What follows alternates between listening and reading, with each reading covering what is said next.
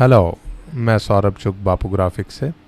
तो आज हम एडोब इलस्ट्रेटर में कुछ रोम्बस बनाने का देखते हैं क्या फार्मूला है, और इसमें हमें नोड्स को अलाइन करना और भी बहुत कुछ सीखने को मिलेगा।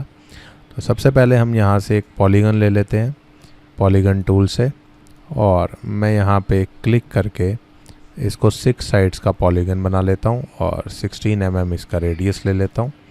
तो ये मेरा पॉलीगन बन गया, और इसमें मैं यहाँ पर देखता हूँ कि मैं इसे स्वेचेस को तो एक बार ही नीचे रख देता हूँ यहाँ पे, और इसे थोड़ा साइड पे रख देते हैं। और यहाँ पर मैं इसके साथ साथ इसको बनाता हूँ कलर पैलेट, और इसको ऑफ कर देते हैं। यहाँ पे हम बनाना शुरू करते हैं। इस पॉलीगन को मुझे रोटेट करके इसे ऊपर टॉप पे ऐसे लाना है, और इसी की एक और कॉपी लेनी है। कॉपी पेस्ट इन फ्रंट करके फिर रोटेट टूल से इसे रोटेट करके मुझे इसको इस वाले पॉलीगन को यहाँ ऊपर ले आता हूँ एक बारी। और अब नोड्स को अलाइन करने का काम शुरू करते हैं। तो ये वाला एंकर पॉइंट लेके मुझे यहाँ पर इस पॉइंट पे रखना है। तो इसको मैं अब जूम करूँगा, और ये मैंने यहाँ से व्यू में स्मार्ट गाइड्स ऑन की हुई हैं, जिससे मुझे पता लगे कि मैं एंकर पॉइंट को उठा रहा हूँ और इस पॉइंट पे रख रहा हूँ यहाँ पर। तो यहाँ पे बिल्कुल एग्जैक्ट आना चाहिए ये इस तरीके से। और व्यू में जाके मैं आउटलाइन मोड में देखता हूँ कि एकदम ठीक रखा गया है या नहीं। अब सिमिलरली हर पॉइंट को मैंने इसी पॉलीगन के कॉर्नर्स पे रखते जाना है। तो यहाँ से मैं फिर से इसकी कॉपी लेता हूँ एक और पॉइंट की। अब मैं ये वाला जो पॉइंट है इसको मैं यहाँ पर राइट साइड पे इसके ऊपर रखता हूँ, इधर इस बिल्कुल एंकर पॉइंट पे। सिमिलरली अब मैंने फिर से एक और कॉपी ली है, और इस कॉपी को मैं इस वाले पॉइंट को मैं बिल्कुल इस पॉइंट पे लगा के रखता हूँ। ये इस तरीके से मुझे लगाना और रखना आना चाहिए। और फिर से मैं एक और यहाँ पे कॉपी लेता हूँ, और ये वाला जो ऊपर वाला पॉइंट है उसको मैं इसी पॉइंट पे रखूँगा। तो बिल्कुल बाहर लेके, और यहाँ से ये एंकर पॉइंट लेके मुझे इसको यहाँ पे बिल्कुल एग्जैक्ट रखना पड़ेगा। और जूम करके भी हम देखते जाएंगे कि हम ठीक कर रहे हैं या नहीं। अब इसके बाद मुझे यही वाला पॉइंट उठा के इस वाले कॉर्नर पे रख देना है। तो यहाँ पे एकदम एग्जैक्ट रख दिया। उसके बाद मैंने फिर ये वाला पॉइंट लेके और इस कॉर्नर पे इसको मैं यहाँ पे रख देता हूँ, इधर रख दिया मैंने। अब सिमिलरली मुझे अगला पॉइंट लेना है, और अगले पॉइंट पे मैंने ये वाला एंकर पॉइंट यहाँ पे रख देना है। तो ये स्टेप्स हैं को आप नोट भी कर सकते हो। इस तरह से मेरे पॉलीगन्स साइड में चारों तरफ बनते जाएंगे। अब ये वाला पॉइंट उठा के मैंने यहाँ पे रख देना। तो आप देख रहे हो बीच में क्या डायमंड सा शेप आ रहा है, यहाँ पे चारों तरफ पे आएगा। अब मैं इसको फिर से उठाकर इसी वाले पॉइंट को उठा के मैं यहाँ पे रख देता हूँ, यहाँ पे ये एंकर पॉइंट पे, क्योंकि बिल्कुल क्लियर आ जाए। इसको डिलीट कर देते हैं। और यहाँ पर अब मैं फिर से इस वाले पॉइंट को उठा के, और अब इस वाले पॉइंट को उठा के मैं इस पॉइंट पे रख देता हूँ इस तरीके से।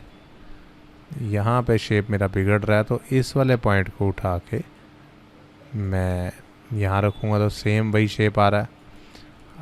अब मैं यहाँ पर इस वाले पॉइंट को उठा के यहाँ रख देता हूँ इस तरीके से।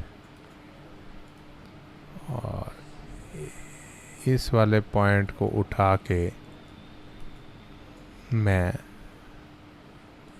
ये वाले पॉइंट को उठा के इस शेप पे रख देता हूँ, यहाँ पे रख देते हैं। और अब सिमिलरली मेरे को ये वाला पॉइंट उठा के यहाँ पे रख देना। तो यहाँ पे बिल्कुल एकदम एंकर पे आना चाहिए। और अब मुझे ये वाला जो पॉइंट है, ये वाला पॉइंट उठा के एकदम इसके यहाँ पे रख देना है। तो ये मेरा यहाँ पे कुछ इस तरह की शेप बनेगी बिल्कुल इक्वल तरीके से। और अब मैं व्यू आउटलाइन मोड से बाहर आ जाता हूँ प्रीव्यू मोड में, और सबको सिलेक्ट करके मैं शेप बिल्डर टूल लेके चेक करता हूँ इनके ऊपर ले जाके, इन ट्रायंगल्स के ऊपर, कि ये ट्रायंगल्स मेरे बिल्कुल ठीक होने चाहिए और सारी शेप्स मेरी अलग अलग है। ये आपको चेक ज़रूर कर लेना है। उसके बाद अब मुझे इसमें कुछ लाइंस क्रिएट करनी है पेन टूल से। तो पेन टूल ले लेते हैं और पेन टूल से लाइन क्रिएट करनी शुरू कहाँ से करनी है मेरे को, यहाँ से। और यहाँ से लाइन क्रिएट करते अब मेरे को ये पूरा यहाँ पे पॉलीगन इस तरीके से बना लेना है।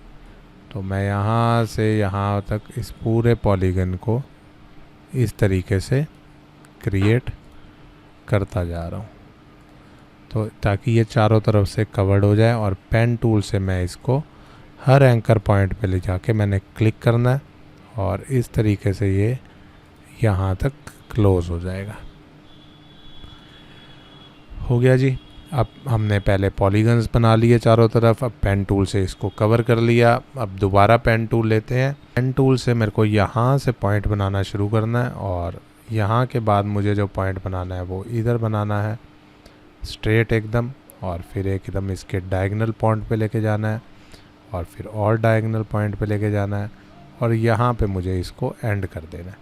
मैं इस आउटलाइन का कलर चेंज कर देता हूँ क्योंकि मुझे देखने में आसानी हो कि हमने क्या कलर बनाया। इधर से स्ट्रोक को ऊपर लाके मैं इसका आउटलाइन कलर रेड कर देता हूँ या कोई ब्लू कलर कर देता हूँ जिससे हमें सियान कलर दिखे आराम से। तो जैसे हमने इस पॉइंट से शुरू किया है, अब हम इसके नेक्स्ट पॉइंट से शुरू करेंगे यहाँ पे। तो यहाँ से शुरू करके पहले एकदम इसके एकदम लाइन के साथ जाना है, फिर नीचे हमने यहाँ पे रखना है और उसके बाद हमने इसे यहाँ पे रखना है और फिर हमने इसको यहाँ पे रखना है। तो जहाँ पे कॉर्नर पे ही लास्ट में पहुँचते ही ये हमारा फिनिश हो जाना चाहिए। और फिर सिलेक्शन टूल लेके दोबारा पेन टूल लेके नेक्स्ट वाले पॉइंट से शुरू करते हुए इस पॉइंट पे जाएंगे, फिर हम इसके हाफ में जाएंगे और मैं यहाँ पर इसको बिल्कुल देखते हुए रखना कि एंकर पॉइंट पे रखा जा रहा है या नहीं। और यहाँ पे मैंने क्लिक किया और फिर हम इसके बिल्कुल यहाँ चले जाएंगे।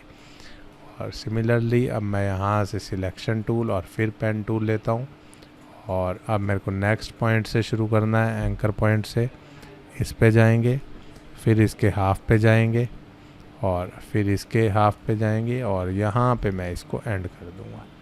तो सिमिलरली मुझे अब पेन टूल से नेक्स्ट पॉइंट पे शुरू करना है और इस पॉइंट से साथ साथ इस पॉइंट पे चले जाएंगे, इधर के हाफ पे जाएंगे।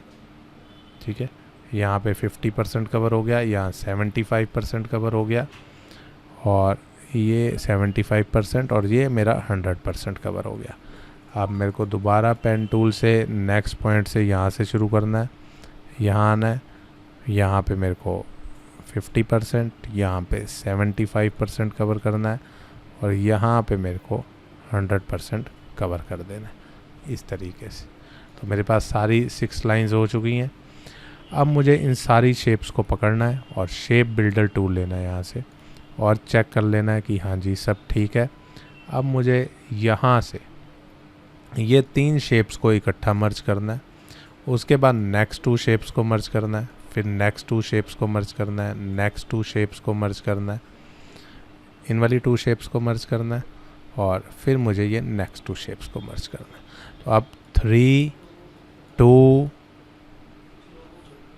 2 ऐसे आएगा, 2 2 और मेरा यहाँ पे ये 2। तो पहले 3 से स्टार्ट होगा, उसके बाद मेरा ये 2 से स्टार्ट होगा, फिर ये 2 से स्टार्ट होगा और ये 2 और फिर लास्ट वाले 2।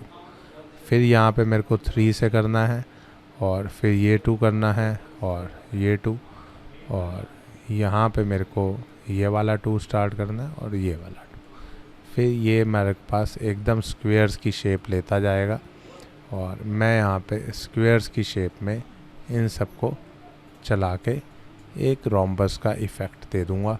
और ये देखिए आपके सामने ये जो 2 मेरे को जोड़ने हैं बिल्कुल स्क्वायर बनने चाहिए जोड़ते टाइम, और अब इसको जोड़ते हैं। तो ये चीज़ यहाँ पे तैयार हो गई है। अब मुझे इसमें बारी आएगी कलरिंग की। तो कलर कैसे करने हैं आप साइड में रोम्बस बना हुआ देख ही रहे हैं। तो सबसे पहले मैं यहाँ से स्टार्ट करता हूँ कलरिंग करना। पहले इन सब को पकड़ के मैं इनके अंदर कोई कलर डाल देता हूँ, वाइट कलर डाल देता हूँ, या अगर थोड़ा सा ग्रे कलर आपके लिए ताकि नज़र आए आपको। अब मैं यहाँ से स्टार्ट करता हूँ और ये वाला एक पूरा रेक्टेंगल पकड़ के मैं इसमें यहाँ पे स्वैचेस के अंदर कोई भी एक ग्रीन कलर डाल देता हूँ। और फिर मैं यहाँ से जाता हूँ इधर और ऐसे इसके अंदर मैं यहाँ पे कोई भी एक ग्रीन कलर डाल देता हूँ, थोड़ा लाइट कलर डाल देते हैं यहाँ पे। और फिर मैं यहाँ से ऐसे जाता हुआ यहाँ पर, अब मैं इसके अंदर कोई भी यहाँ से ये वाला ग्रीन कलर डाल देता हूँ और इसके ऑपोजिट पे मैं एकदम से फिर से डार्क कलर डाल देता हूँ। और अब मैं इसको ये लाइन एक एक करके पकड़ ली और इसमें मैं इस तरह का कलर डाल देता हूँ और ये वाली लाइन पकड़ के मैंने यहाँ पर इसको ये वाला कलर डाल दिया। और सभी को सिलेक्ट करके मैंने यहाँ पे जो आउटलाइन कलर है वो भी मैं कोई डार्क ग्रीन या कोई अलग सा ग्रीन दे सकता हूँ जो मुझे नज़र आए इस तरीके से। तो ये रोम्बस हमने क्रिएट कर दिया है और सिंपल स्टेप्स में, इजी स्टेप्स में काफ़ी चीज़ें ध्यान रखते हुए इस रोम्बस को बनाया गया है। और यहाँ पे सबसे सेंटर वाले के अंदर कलर चाहे वाइट ले लो और या चाहें तो हम उसको हटा भी सकते हैं, डिलीट भी कर सकते हैं, जिससे कि वो वहाँ पे कुछ भी ना रहे। तो अभी ये रोम्बस इफ़ेक्ट क्लियर हो गया होगा आप सबको और वीडियो में काफ़ी इंटरेस्टिंग चीज़ बनी है। इसको देख के आप इसके स्टेप्स नोट करके इसको दोबारा बनाने की प्रैक्टिस करें। Thank you.